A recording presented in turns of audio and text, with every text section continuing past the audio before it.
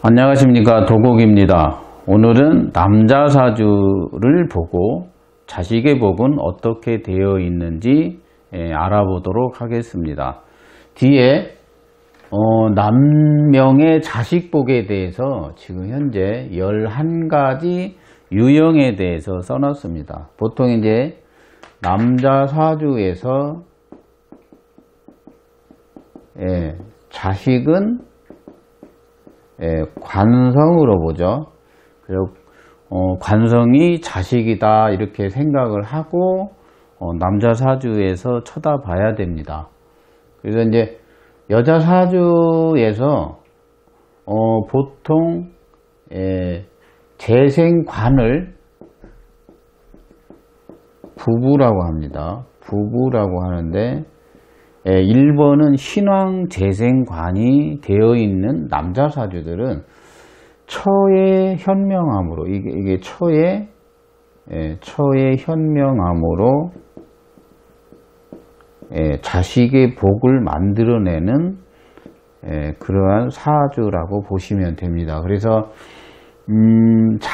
여자는 자기 남편의 사주에서 신왕하다. 그러니까 뭐 인성이나 비겁이 있는 경우를 말하는데, 그리고 재생관이 되어 있다라면 내가 부인으로서 부부로서 내조를 잘 하면서 자식의 현명함, 그러한 복을 만들어내는 역할을 하게 됩니다.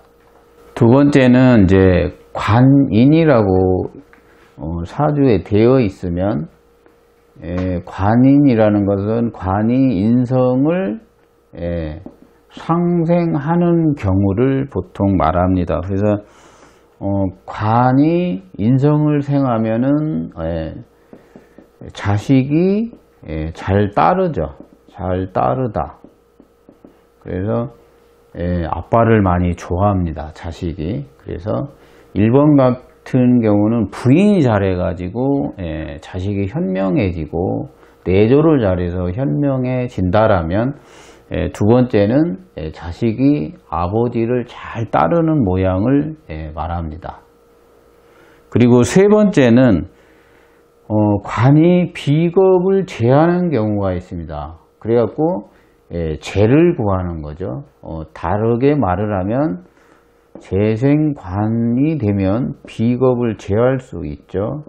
이런 경우를 말합니다. 그래서 관이 비겁을 제하여 재를 구하면 자식이 나를 봉양을 하게 됩니다. 그래서 자식이 나를 봉양해주는 형태는 3번이 되겠습니다. 네 번째는 이제 관이 편인을 만난 경우가 있어요. 보통 이제 관설이라고도 하는데, 4번 같은 경우는 정관이 편인을 만난 경우를 이제 관이 설된다고 합니다. 관설이라는 것은 정관이 편인을 만났는데 재성의 생을 못 받은 경우를 관설이라고 합니다.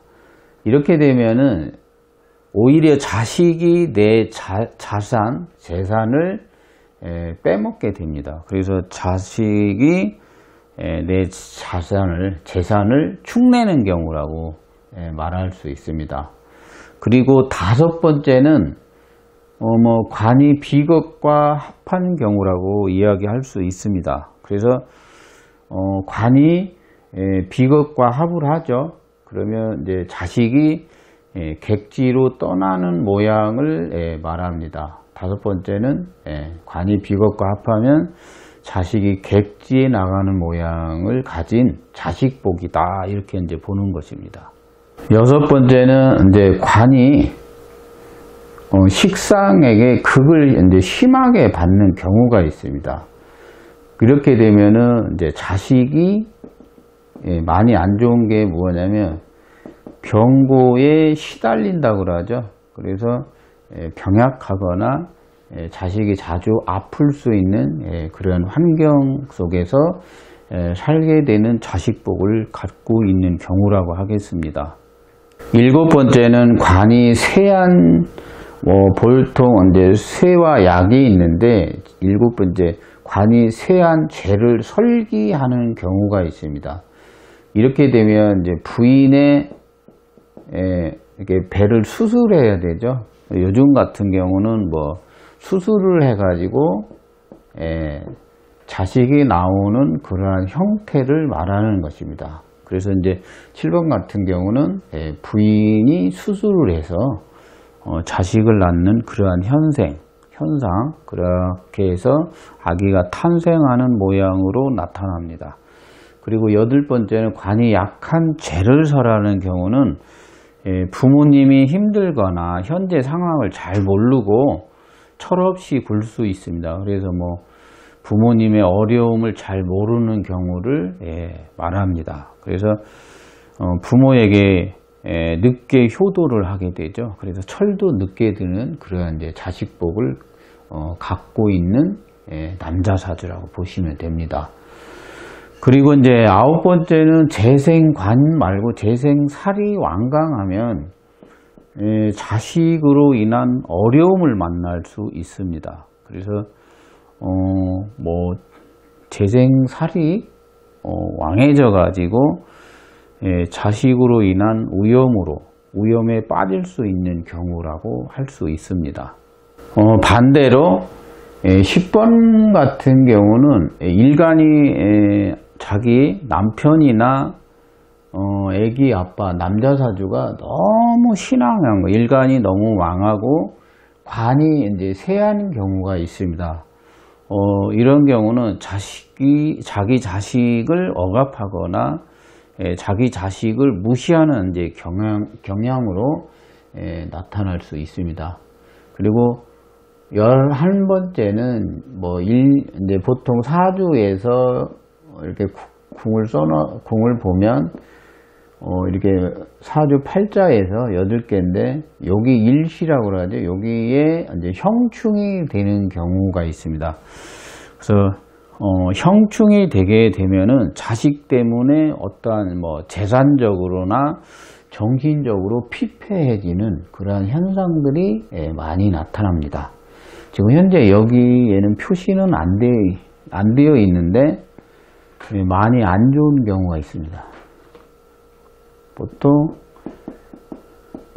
제극인 경우죠. 제극인 경우는 천간이나 지지의 재와 재성과 인성이 만난 경우를 제극인이라고 합니다. 보통 이제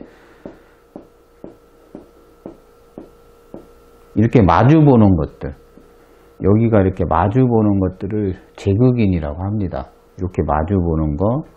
근데 이렇게 대각선으로 이런 경우는 제극인이 아닙니다.